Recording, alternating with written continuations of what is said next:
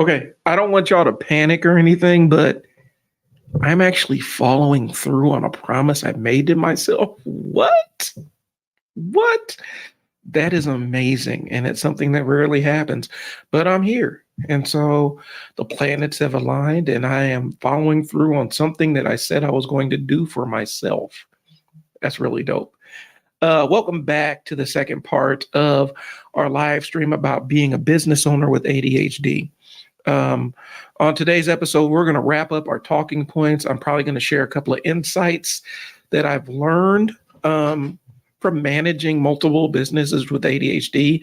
I'm going to adjust this microphone so that you can pick up on my voice a little bit more clearly, and hopefully maybe even take some questions or whatnot.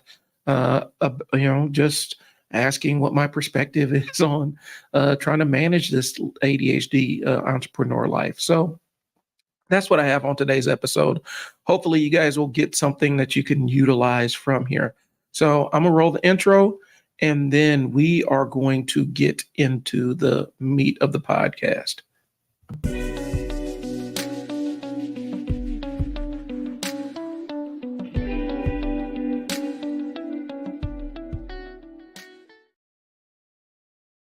All right. So again, I'm as shocked as you are. I'm actually holding myself accountable to do this thing that I said I was going to do for myself on Tuesday. I want to wrap up the conversation that we had and just talk about the impact of focus on being a business owner and how it intermingles with being an ADHD-er. And so I'll recap a little bit of what we talked about, and then we'll start breaking new ground here. So first thing I discussed was the bright and shiny object syndrome and how that plays for most business owners, but also is kind of enhanced for people with ADHD.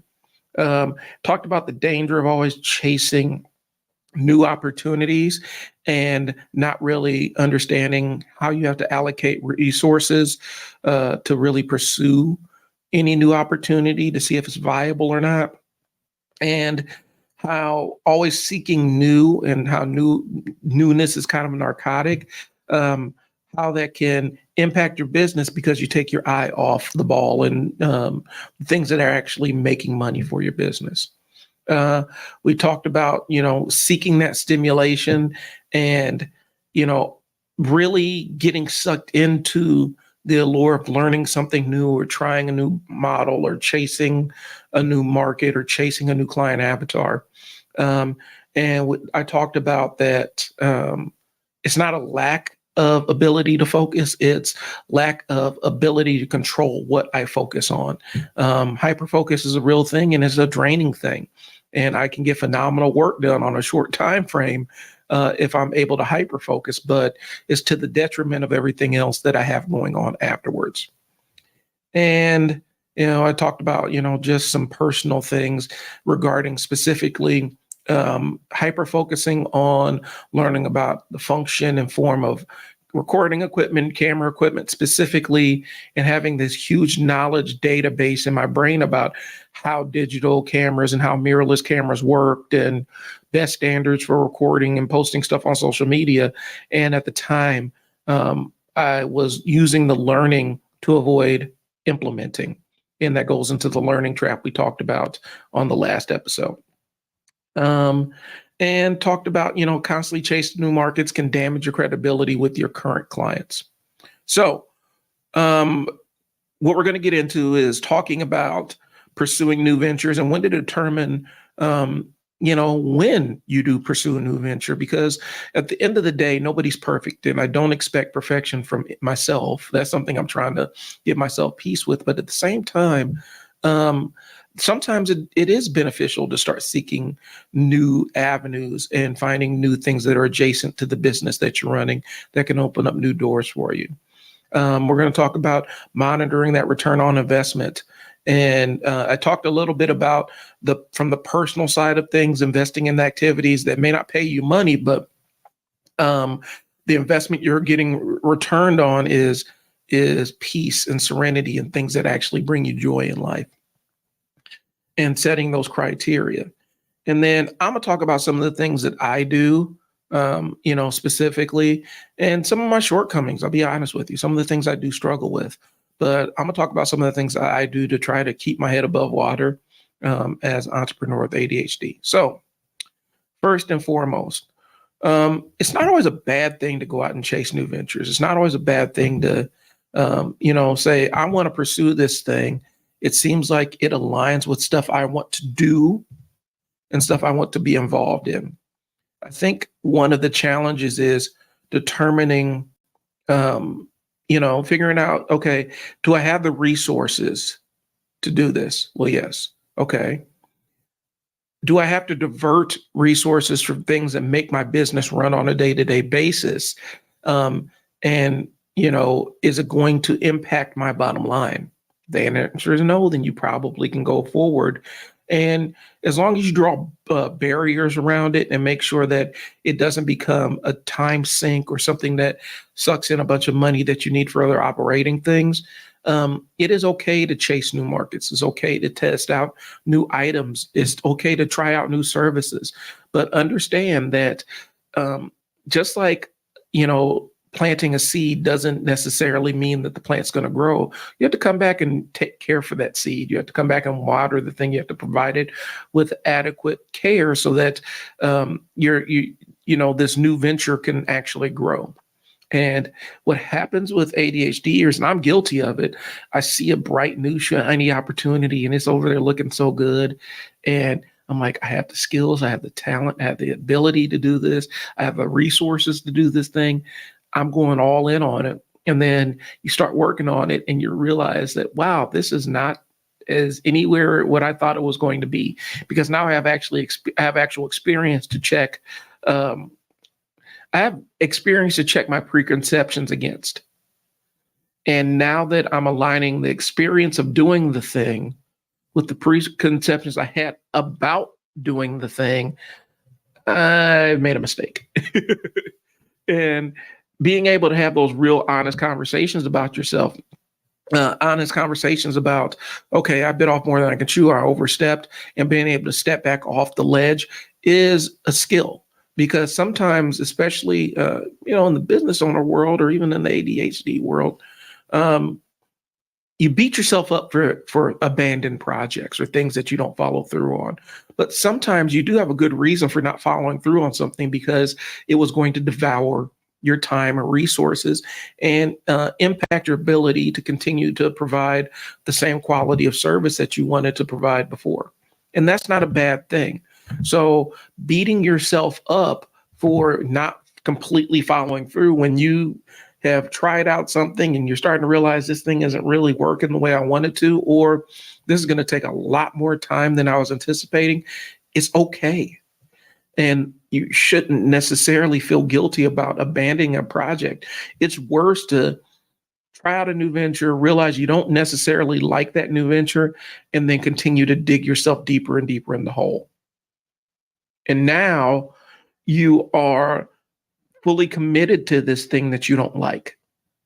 And I've actually made that mistake where I saw an opportunity and I thought it looked like a great opportunity. And then I got my hands in it and I had to stop and think, like, is this what I want to do for the next 10 to 15 years of my life?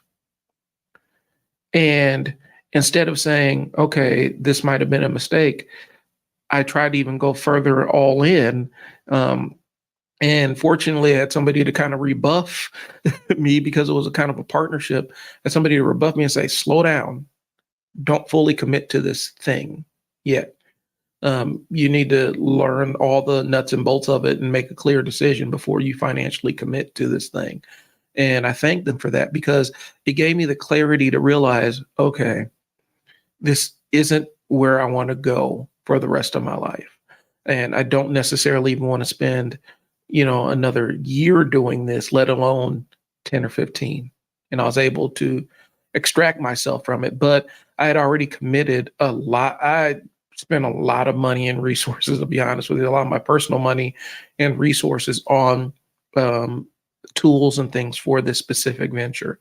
I wish, when the red flag started popping up early on, I should have just extracted myself from that, but you live and you learn. one of the things that is challenging is being able to say, I'm disconnecting from this thing without feeling like you failed somebody or let yourself down. So it is what it is.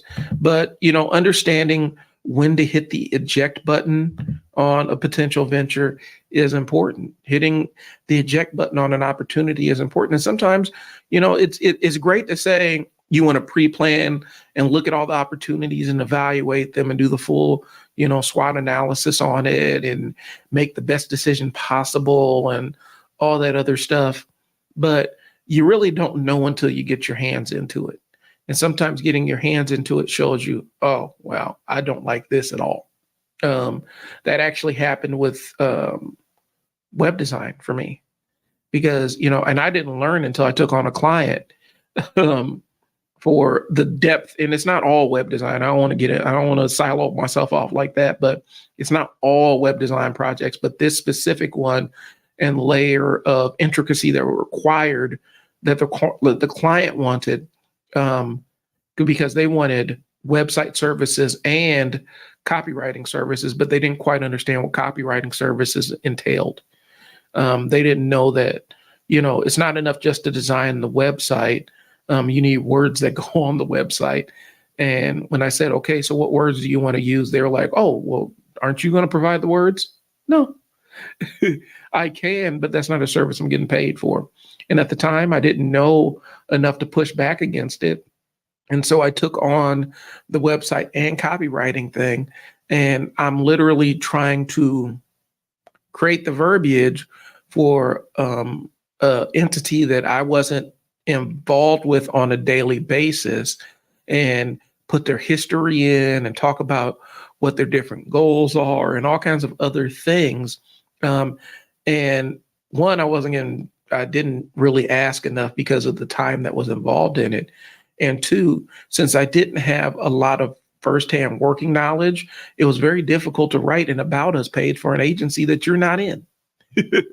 And since I wasn't really given any frameworks of stuff that I could use, it was even more troublesome. And so that aspect of the unified copywriting and web design was not my cup of tea. And I thought it was when I first started. I thought I would be able to just whip up something, and I realized pretty quick, if you don't get a framework, like if you're writing for somebody else, and you don't necessarily get a framework of what they once said, and you don't have a good sense of what their voice is, you don't have enough referential material to determine what their voice sounds like, it's very hard to write in somebody else's voice without those things. And so I didn't know what questions to ask on the front end. And the reality is I dove headlong into the web design piece of it, and I fell out of love with that really quick, one project deep. And I had to kind of decide, all right, so I know how to do a little bit of light web design. I can try to do stuff from scratch, or, I can utilize website builders for, and utilize the speed of that at the sacrifice of the flexibility. I know how to do it, but I don't want to do this thing. And so I was able to make a determination and pivot off of that. But, it was after I'd already had the client and I had to deliver something. And that's a hard thing because I probably, after the first couple of client meetings, I probably should have pumped the brakes and said, you know what, I'm probably not the agency for you for this. Because it looks like you want copywriting and website services. And I'm only here talking about website services. I can do the copywriting, but that's going to be a cost. And there's additional meetings that go into that. And so I'm taking those lessons now to really learn and fill out like, okay, this is what I can do and this is what I can't do. This is what I want to focus on. And these are things that I know how to do, but I don't necessarily want to focus resources on. Okay. So setting the boundaries is the hardest part of that piece of it.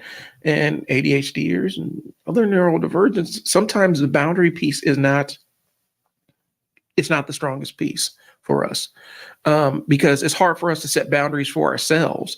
It's definitely hard to enforce our boundaries, and because the boundaries are really about what we are going to allow other people to do to or with us. It doesn't mean I'm controlling the other person. It's this is what I'm comfortable with in my presence and in reference to me. And so it's not always easy to set those clear boundaries with myself. And now I got to set them for somebody else. Ugh, that feels intrusive. It's easier just to say yes than to say, no, I don't feel comfortable with that. And that's the unfortunate part of it. And that's kind of my reality. It's easier for me to say yeah than it is to say no, I'm uncomfortable with that. Or it's easier for me to say yes, finish my commitment, and then disappear and completely cut off contact with whatever I'm working with because I can't. It's harder for me to say no. I'm just being transparent with y'all, and that's kind of what this podcast is about. So the boundaries piece is a piece that I'm constantly learning, and I'm not perfect with it, but I'd rather be transparent with y'all and say I haven't completely figured out this boundaries thing than say this is how you set firm boundaries. I know what you're supposed to do, but my working experience with boundaries specifically regarding taking on projects and things that the business does isn't always the strongest. So that's what it is. So strategies, what I do as a business owner to keep my head above water, specifically, generally as a business owner, and then as a business owner in that subcategory with ADHD. So the thing I've learned, and this is something I've learned through, maintaining and doing okay in a series of jobs that weren't the most engaging for my brain, is finding peace with what my workflow is. I've spent a lot of money on different organization strategies and different, apps that are supposed to help out and different this and different that, different systems that other people have created that are help people organize. And I'm not discounting any of these systems. I spent a lot of resources on the getting things done methodology. And then I got halfway through the book and got distracted with something else. I got halfway through reading the book about it and got distracted with something else. And I've learned over the years that specifically when you're dealing in any kind of neurodivergence, you have to find things that work for the way that your mind is set up and the way that you process information. And so sometimes it's taking bits and pieces of things that work and kind of slapping them together and creating a Frankenstein monster of a workflow that actually works for you. I've had other people try to design my workflow. I've, had other people kind of lay out what my priorities are supposed to be and how I'm supposed to interface with this knowledge and stuff. And I've not followed through on it because it wasn't something that was designed for the way that my mind processed information. And so my workflow is messy. The environment that I live in is a little bit cluttered. That's okay because that's how my brain kind of processes things. Now, I do hold accountability for making sure that it doesn't get too cluttered and too overwhelming. And that's a constant battle. That's a yin and a yang that I have to fight. That piece between constant accountability and guilt. But at the end of the day, it's finding what works for you and building a routine around that, building a ritual around that. My daily routine, my wife will tell you that my daily routine is pretty consistent, even though, my ADHD brain really fights against organization. I'm pretty consistent with what my routine is during the day,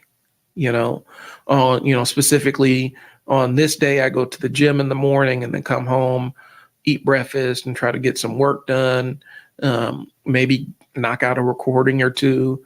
And then if I have to go pick up the kids, if it's my day, then that's what I do. And I come home, try to squeeze in a little bit more work before the evening activities start. And that's kind of what my routine is. Anything that upsets that routine, it kind of tosses me into chaos. And it's hard to extract myself from the chaos. Like when I came in and did Tuesday's live stream, I was scattered to the winds because my morning work, my office hours during the morning were shot to pieces because we had a power outage. Um, and I had a meeting scheduled that I had to reschedule. I had projects lined up that I was going to work on during that time, and I was not in the headspace to do anything. Power came on. I had 30 minutes to get out the door before for the my crosstown meeting, and when I came into the studio to record, I was not in a good head place, and I went ahead and did the recording anyway because I needed to show y'all, you know, even when things don't go well, I had to be able to show y'all and myself that I can persevere and adjust to it. And so that's what it was. So again, I'm out here unmedicated as ADHD. Now, I'm not saying either one is preferable because, you know, the medication helped a lot. Like I said, it just riled me in my personality. And I think a lot of times I was looking for results faster. I was looking for results to happen faster than, you know, the medication to do more than it was doing. And so I stepped away from the medication piece of it because it was destroying my personality and interpersonal relationships. And so I had to learn how to adjust to life with a super boring job that required an insane amount of detail and attention to detail without anything. And that was not fun because it was back on, you know, self-medicating with caffeine, you know, self-medicating with long office hours, and a lot of other things that were kind of coping strategies to get things done. So in all that, I learned that other people's practices don't work for me. I also learned that trying to focus so much time and energy on having an organized space was actually draining me and keeping me from doing the real work that mattered. And that I need to log things that I'm supposed to remember. I need to log those in multiple places. I need to put them in as many places as humanly possible. So I need to write it down. I need to say it into a voice recorder. I need to type it into an online checklist with cloud storage. I need to do something along those lines and have that level of redundancy so that I can remember that I need to do X, Y, and Z. You know, the addition or the progression of like voice technology and stuff has been great. Voice assistants and stuff. I was testing out all these different voice assistants apps early on before the, you know, the Siri and the Google stuff could put things on your calendar for you. I was testing out all of them. Because I was literally looking for something that, as a thought popped in my head, I could tell my phone to put it on my calendar to do. And so I utilize all these tools. I utilize a lot of digital tools to really help keep me on track. And in the absence of those, I have a notebook. And in the absence of that, I have my phone where I can go to Google Keep and drop stuff in there if I need to remember it. That's how I do it. I don't try to streamline the way I store information. I have multiple copies of stuff. I may ask for a business card a couple of different times just so that I can have multiples on hand so that when I scan them, you know, I have visual reminders to scan these things. That's what I do. It's not the most straightforward and it's not the cleanest way of getting things done, but it's what works for me. And I think a lot of times we don't give ourselves enough grace to do things the way that we need them done. We see a lot of people out here, you know, especially in the influencer space and things like that. There are all kinds of people that will tell you how to organize your life down to the nanosecond. And you try out these things and you find yourself in a place of frustration or feeling like you're lacking something. I see it a lot in the minimalist YouTube world where, yeah, Chris, you got a pocket notebook. Yeah, I have to have all that stuff. Those are the tools I use to try to keep things running. Like more times than not, it goes on to it gets dropped in my Google Keep, and that's how I find it. But what I was saying was there's a lot of things out there, a lot of implements, and I see it a lot in the minimalist YouTube space where they're like, well, you're a prisoner of these things and you got to get rid of all these things. And I don't necessarily believe in that. I understand the philosophy of freeing yourself from a lot of the material connections, but sometimes you have stuff for a reason.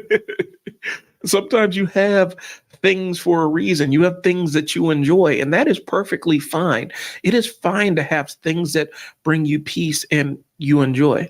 My daughter, specifically, she will not leave the house without her drawing notebook and a pencil, because those are the things that make her happy. And those are the things that she does when she's in new environments and it's uncomfortable for her. That's where she finds her peace, and it is fine to have those things. I think a lot of times we get too wrapped up into this idea that the possessing connections to things is detrimental, and we get obsessed with organization and cleanliness and all this other stuff. And yes, cleanliness is important to have a clean environment, but I think it ends up becoming an obsession where we're worried about what other people are thinking. And I'm saying this as somebody who's guilty of that as anybody else. It's just the real. So I'm saying all that to say this. I have to give myself peace to be me, and peace to do things that work for me, and peace to implement things that serve me without feeling guilty about how that looks to other people.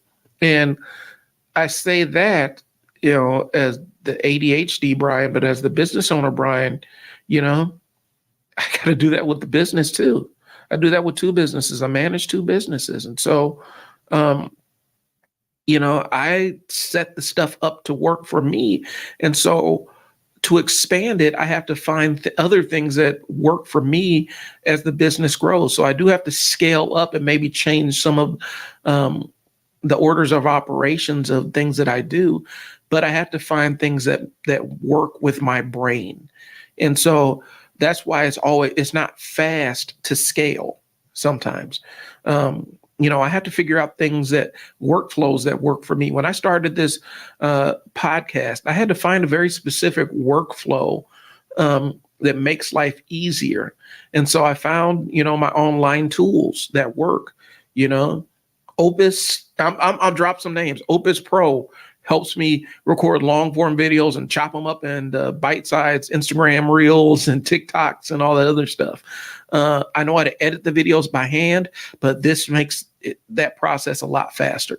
$19 a month, I get 2 hours of videos I can upload, and I go nuts.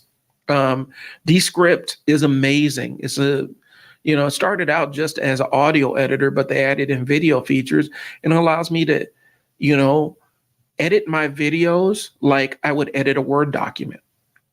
And I know Adobe has included those features, in Premiere, and I do use those too, but it makes it really easy for me to remove all the ums, ahs, and all the other stuff in one click. I could just say remove filler words, and it does that. The editing tool is called Descript. It's an online web app that you end up downloading. I think it's Mac and PC, but basically what it does is when you drop a video in, it transcribes the whole video. The transcription isn't the best, but it does transcribe the whole video. And then you can just kind of follow along and read the text. And then as you need to remove chunks and edit the video, you just delete pieces of the transcription piece and it removes it from the video and then edits it for you. So it kind of stitches it back together, and it's pretty seamless.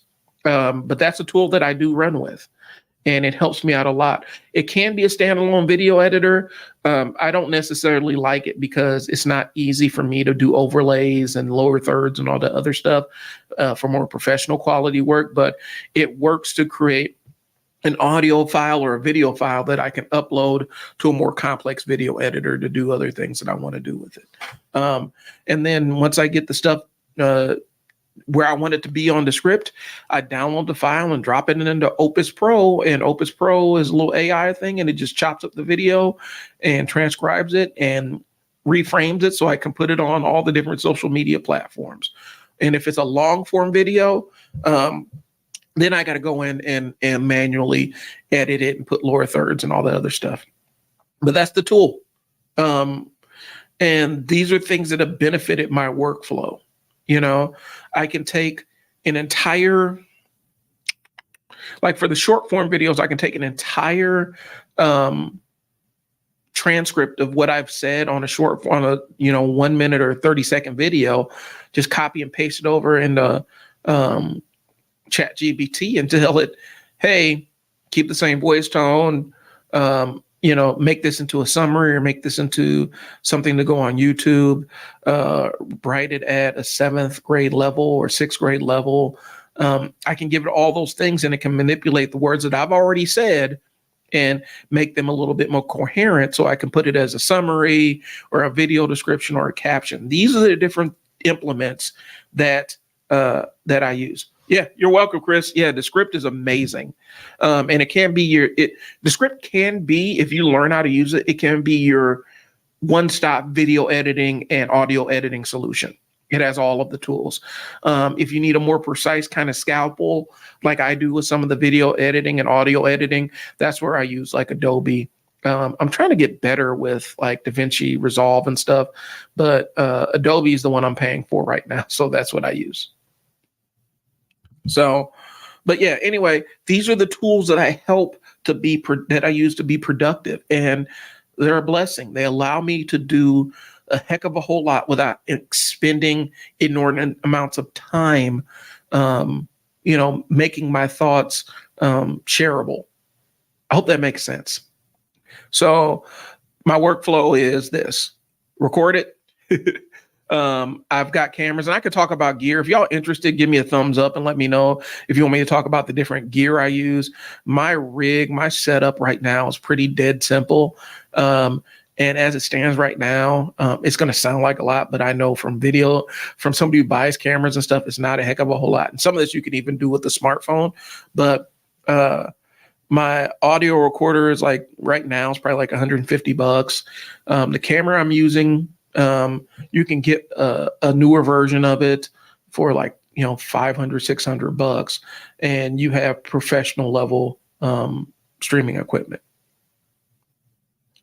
But you could also just drop your phone in here and do some of the same things. And so if you're interested in that kind of stuff, give me a thumbs up and let me know if you want, nuts and bolts about gear, because my lighting setup is cheap.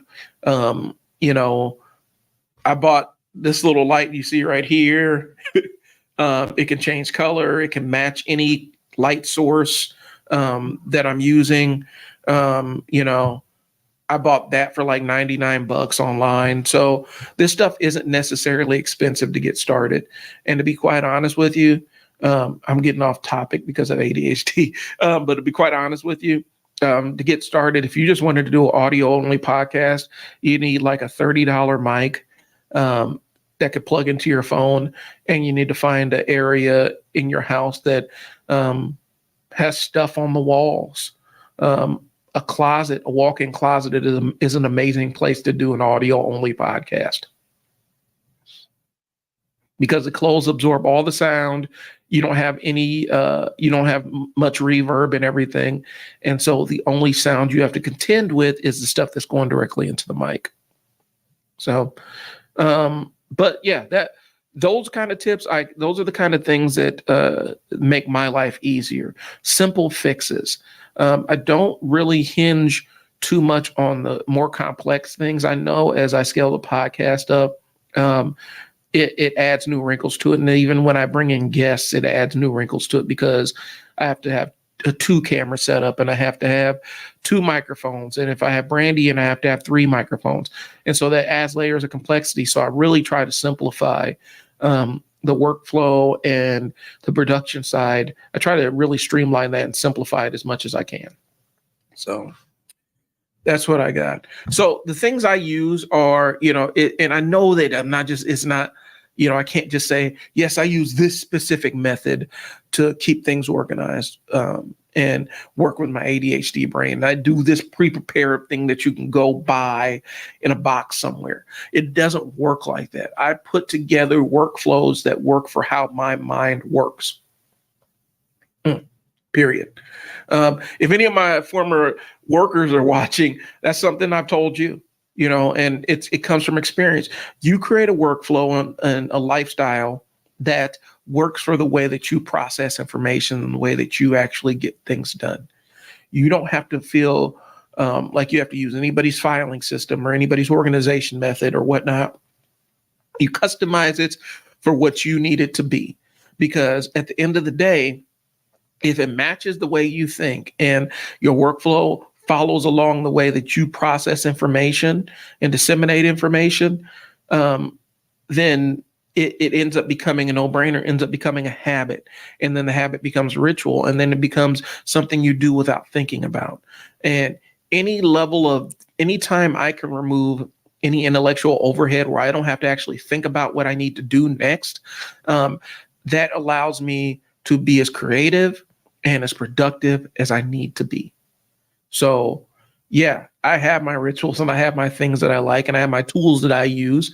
And I find something that works and I ride it till the wheels fall off. I find a workflow that works and ride it till the wheels fall off. I find an organization method that works for me and I ride it till the wheels fall off. Now, am I prone to jump in and say, "Ooh, here's a new tool. Let me dive right in and see if I can use this"? Yes, I do. And if it works, I keep it. If not, then I forget it even exists. And that's kind of how I run. From a business standpoint, I have it set up. I try to automate as much as I can.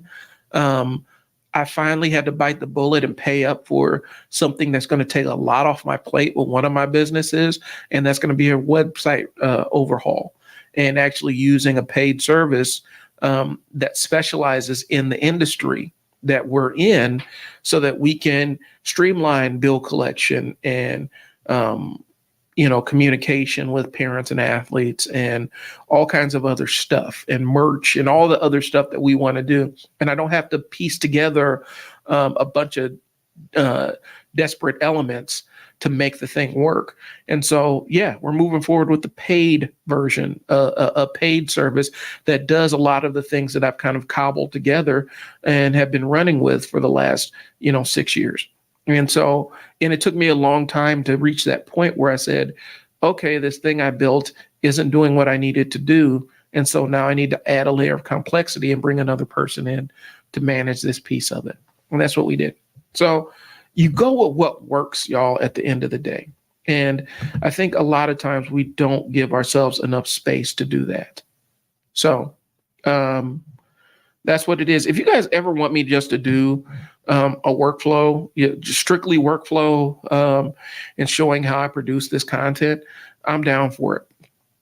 My goal is, and that's what I Sell Words Exist to do. We want to teach, the first layer is we do want to teach business owners how to get started making their own content because you don't need all of this to make content. And all of this isn't really too terribly expensive compared to what I've seen, people do or people spend on. I've seen I've seen influencers and stuff. I know MKBHD. I mean, he has an $80,000 camera that he utilizes, and he has $1 million studio and lights that cost $1,000 and stuff.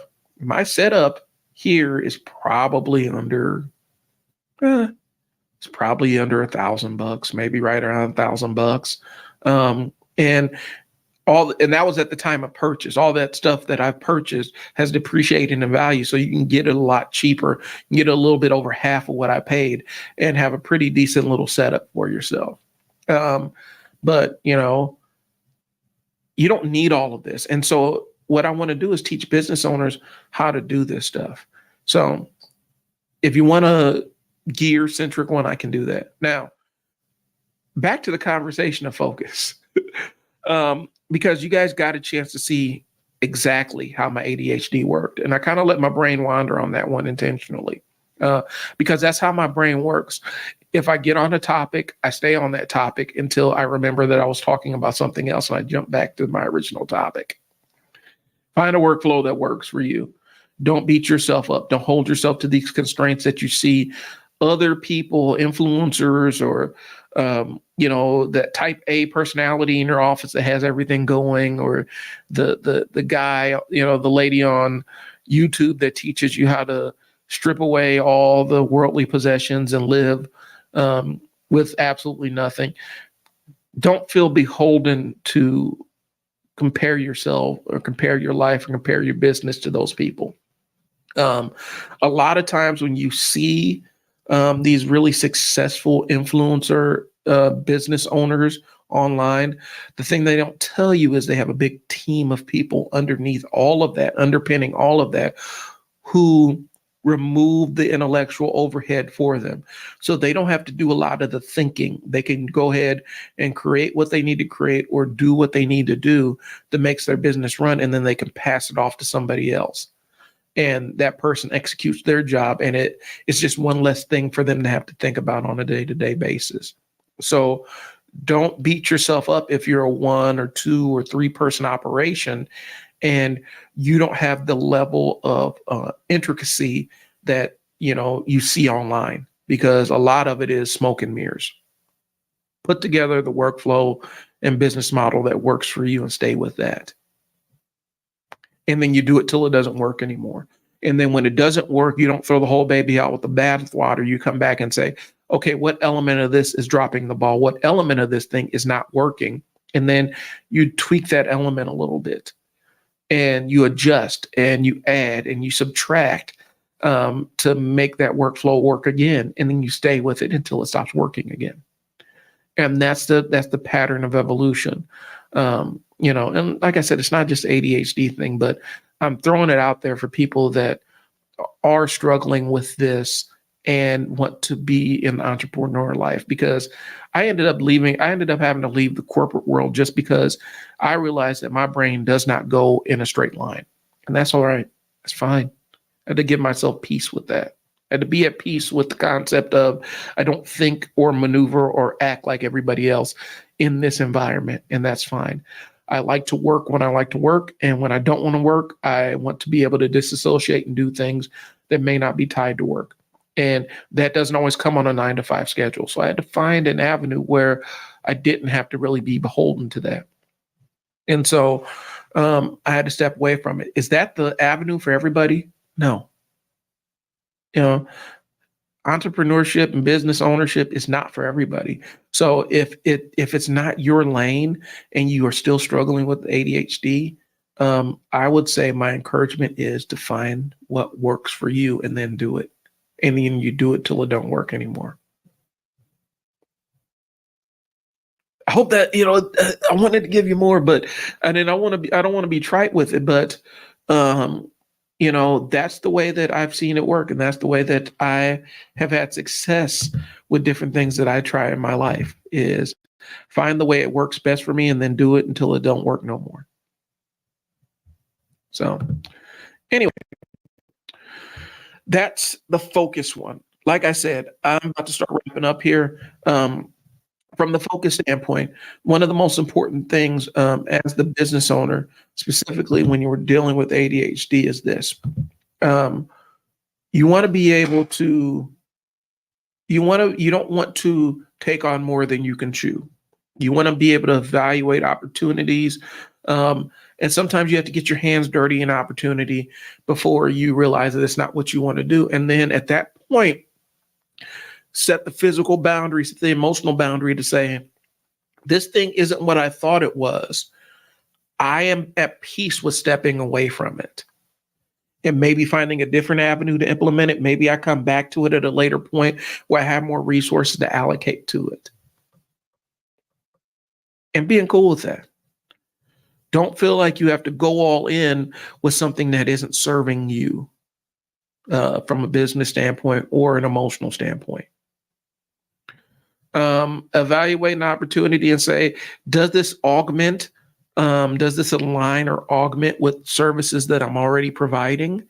If it does, then you might have hit a gold mine, and this might be something that may be beneficial for you to pursue as an opportunity. But if it's something that's really left field and something that requires a whole new set of skills or resources to get done, it may not be the best choice for you. Because if you're running one business and then you have an idea for another business model that you want to try, um, you have to make the conscious decision about what resources you're going to divert away from your existing business to go pursue this one. Or you're going to have to find a way to provide new resources to follow this new opportunity. And a lot of times, when your business slows down, it's not finding something new. It's going in and figuring out what piece of my existing business is not working, and then fixing that piece of it. And when you're able to do that, you may find new opportunities within the business model that you're working on. But going and trying to add new things, new bells and whistles to a business that isn't maximizing all aspects of its existing model is a way to just waste time and spin your wheels. So, you know, I'm reminded of the specific venture I mentioned earlier, where I thought I had a great idea and we're going to go into this new arm of doing things and a new service that we can roll out. And then I started getting into the nuts and bolts of actually learning how to deliver the service. And it was something that I was not too terribly interested in. And two, it was something that was extraordinarily time consuming. When I say that extraordinarily, it was a lot of cleanup. It was a lot to implement it. It required a lot of resources to do. It required a lot of practice to get good at it, to the point where we could sell it as something that we can provide to the public. There was a lot going on with it, and it just wasn't worth it. And the only way I learned that was by doing it, because it looked great on paper. So, it's okay to want to pursue new things, but make sure that that new thing isn't damaging the thing that you already have. Again, the analogy of the new dog when you already have a dog in the house. You can't just starve the old dog because the new dog comes in. You got to provide double the food and double the water to keep both animals alive and happy. And you got to do the same thing with your business. That's what I got. Focus is important. Sometimes staying focused is draining, and it is what it is. It is what it is. I really appreciate your time. Hopefully this was informative for you. Again, this is part 2 to the part 1 that I recorded.